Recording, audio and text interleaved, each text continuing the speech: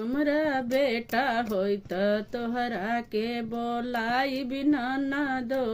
हमरा बेटा होइत तोहरा के बोलाई बिना न दो। हो बोलाई बिना न दो कि न चाही बिना न दो। हमरा बेटा होइत तोहरा के बोलाई बिना न दो। जाई भी सोनरवा घरवा कंगना ले आई भी। जाई भी सोनरवा घरवा कंगना ले आई भी। कंगना पहिराई के नचाई बिना न दो। हो नचाई बिना न दो। हमरा बेटा होइत तोहरा के बोलाई बिना न दो।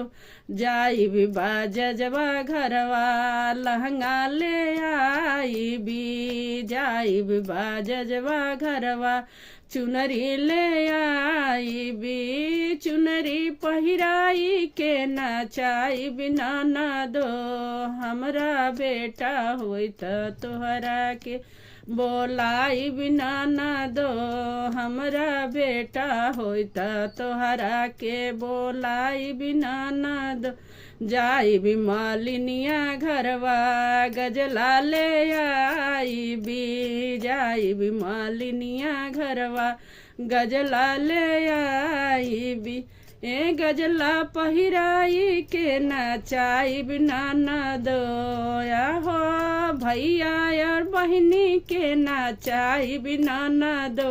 हमरा बेटा होइत तोहरा के बोलाई बिना न दो। हमरा बेटा होइत तोहरा के बोलाई बिना न दो। देखिए हम तो बहन बेटी के तरफ से हैं, सपोर्ट हमारे करिएगा।